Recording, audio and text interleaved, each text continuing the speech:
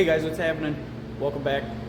We got a special call earlier this week. Had a guy who had a truck that needed to be wrapped. He had the material, didn't have an installer. Gave him the product. So here we have a 23 Silverado that is for WashTech, which is a power washing company, exterior, house, residential and commercial. It's going to be a blue tailgate. I have this template of it over here. It's going to be a pretty fun one. A lot of convex and concave. A little bit of warpage. Whoa, come on, gimbal. A little bit of warpage going on up and down, and we have some straight lettering we have to keep right along the bottom. I have a lot of the plastics removed, upper of the tailgate and the fender on the other side. We're going to tuck behind. I know we can be able to do it. I have a lot of confidence behind it. Here's what it will look like whenever everything is done. Hopefully we can take a truck that looks like this and turn it into this. We do also have to put a little bit of color up in here, which will entail in an inlay that will have to start from here and do this bottom path, because I do not think that this Avery will be able to wrap that deep without discoloration, and I really don't want to test it because I didn't get to print this. Metro Restyling got to print it, and I want to make sure that it's done properly. So let's crack into it. Even though this car has already been washed, I am going to wipe everything down again because there is a lot of trim pieces that there was dirt that probably got underneath. We don't know. Last thing we want to do is wrap on top of it. First thing we want to do is clean it.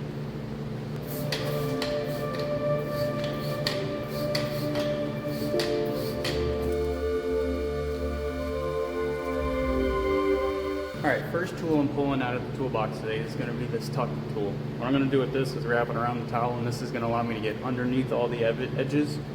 This is going to allow me to get underneath all of the edges that I'm going to wrap into, so then it's super clean. Don't want any dirt whatsoever.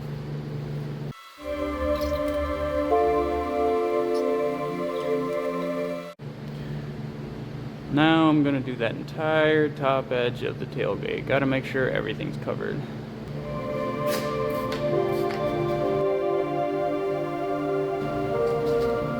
That's the reason why we do that. Look at all that came out there. Some of you are probably going to ask, why is this still here? It comes down to this. The client would like to use this truck after he's done with the wrap, so if we take this off, he's just going to have to replace it. He doesn't mind having the indentation underneath. It's all going to be covered with one color and lettering on top. It's a work truck, but at the same time, it's a nice work truck. One very big important note for this, any wrap job that you do, if you have dirty surfaces or anything that has indentations you have to get inside, use more than one towel, for God's sake. Use this one for cleaning it dirty. Use this one or another towel, hence a clean new towel, to clean the entire body before you go and put it on one more time. This ensures that you're not going to take any of the dirt that you already pulled off the vehicle and put it right back on the vehicle. We want this to be as clean as possible. It has been clay barred, the fallout's been taken off of it, it's prepped and ready for a wrap. Start sprays. Last but not least, we have to mask off the places that we do not want the vinyl to attach right now. It's going to start off with this top plastic trim piece, the gas cap itself, and the outer rim of the gas cap. Because we're going to have vinyl that's going to be coming close to this. We don't want it to be touching to it, picking up dirt that will later be transferred underneath of it. It's all got to be clean, and it's all going to be enclosed. Alright, so we got the big piece of vinyl prepped. We have our 1-inch-ish gap that is back cut off the backing paper, so it'll allow me to help line everything up to make sure everything is straight going across the top of the vehicle. Now we got to go get a roll this up on its roll, and get it right on the vehicle. Alright, now we're going to load this onto that. The point of why we're doing that, we don't want any creases or wrinkles in this. We want to be able to control it. So for me to be able to start it with one hand and unroll it with another will allow me to lay it out flat without having to crumple up. now it's much more easy to control. No wrinkles, everything's ready to go.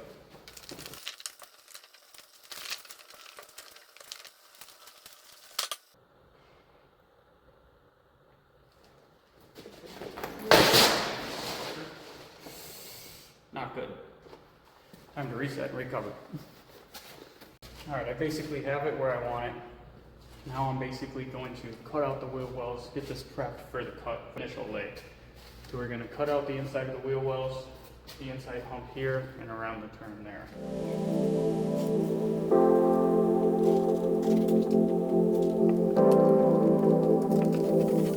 Alright, now I'm going to roll over this top edge so we have something solid to be able to snap down to.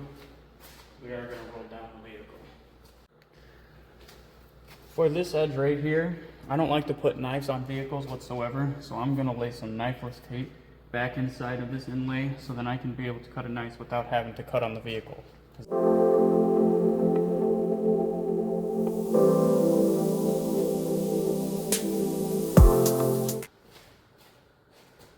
Alright, so a lot has happened since the last recording.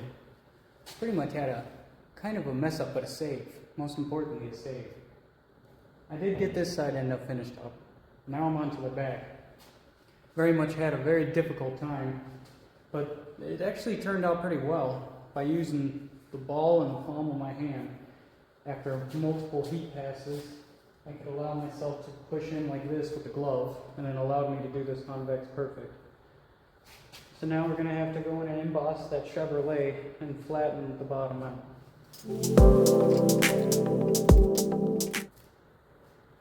You also might be asking yourself, why is it stopping here? Because I had to do this as an inlay in order for it to line up perfectly. Because of the convex and the concave of this, because of how it's shaped, this would have been very difficult getting perfectly straight and tucked in at the same time. So I did it in a separate piece underneath of it so that no dirt gets behind it.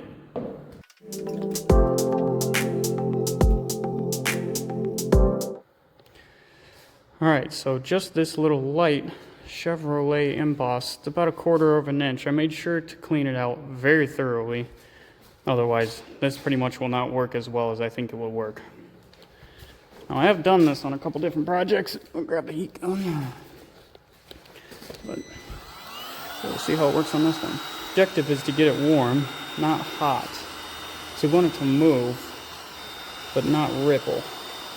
You want to melt it. So see how it's just changing its tension just by a little bit of heat. We're going to lightly do this on all of it.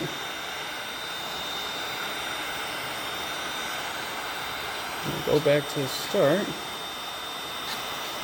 and we will do a quick test. Set the heat gun down. Test number 1. Just around the outside of the edge. Outlining the C. We don't want to work our way in yet. We just want to get that outline. See like that little pop right there? See how it touched in? That might cause me a problem. We will have to see. So I just ended up tripoding it up because I do not want to mess this up. Gotta have both hands.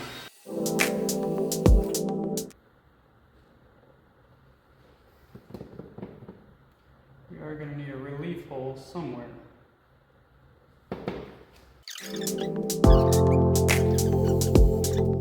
Ooh, that's not good. I don't think I can release that.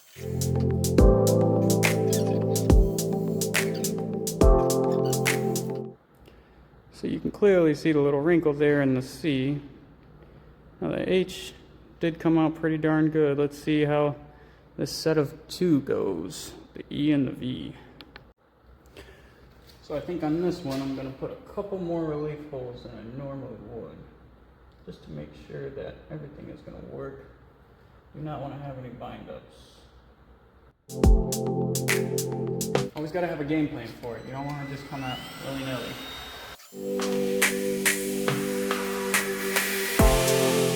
If you mess up here, You mess it up, and you can't pick it up unless you ruin the entire piece.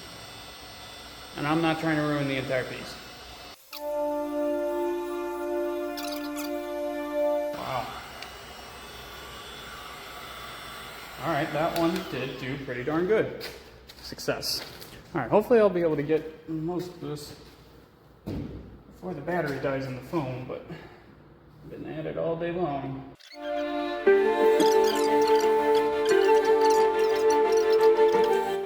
Get you a little closer so you can see a little better.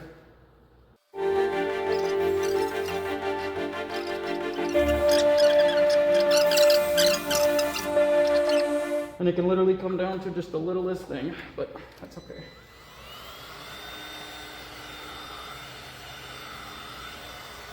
Every single project's a learning experience. I know what to do different off that. All right, believe it or not, it's the very last two letters.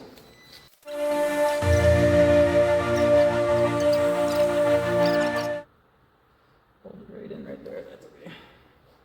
That I'm pretty satisfied about. Could be a little bit better, but it's a really difficult tail. Not too shabby, do say so myself. We just got that knifeless tape to pull at the bottom, and then we have to trim out the sides, get the top trimmed out, and the button. And then we can move on to the front bumper, and then we're out of here. Alright, so sadly I did not show this before, and I wonder if the light's going to pick it up. I don't know what's going on there. There is a piece of knifeless tape, and this is the top seam of the bottom inlay. And that piece of knifeless tape, we just got to make sure is put down all the way across, and we're going to follow it back to the start here. Alright, now knifeless tape, I wonder if I can even do this with one hand here. All you really have to do, and this used to be really difficult for me, is you do a fold, make sure it's parallel. And then you want to, I'm going to have to use the other finger, so sorry about the camera. Ugh.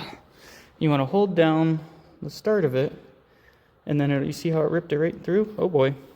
Geez, camera did some crazy things. So you see how if you fold it backwards, and then you hold it with one finger, and you pull it with the other one, it splits it right down the middle. Now you have this, copper bead line of knifeless tape.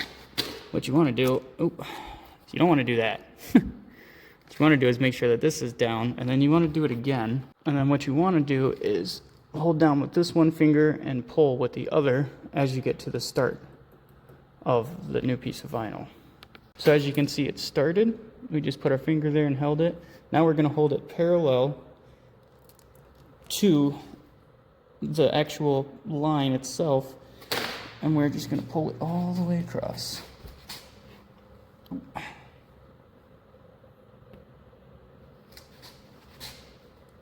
And keep beating myself and use myself here. There we go. And come all the way across, and there we go. Now we should be able to pull all this off, revealing the bottom inlay. And now everything's perfect. Everything's lined up. Didn't want to challenge it because the owner of the company did try to do this before, and that was the challenging part for him, was getting this tailgate down. And I gotta say, that came out frickin' good. I am super proud of myself. All right, now we're just gonna make sure that this is down all the way. We're gonna come back with some heat after. If you do an inlay, you have to be very strategic at where you put them. You have to make sure it's not gonna be in a washing zone where if you easily scrub on it, you're gonna pull it up. You gotta make sure it's underneath your first inlay, because if you get dirt and water and it's on top, it's gonna peel it away and fold it out. So you gotta make sure it's on top. It'll give you your best chance. Not saying it'll definitely make it perfect, give you your best chance. I just realized that entire thing was not even recorded, but I'm basically working on the door handle now.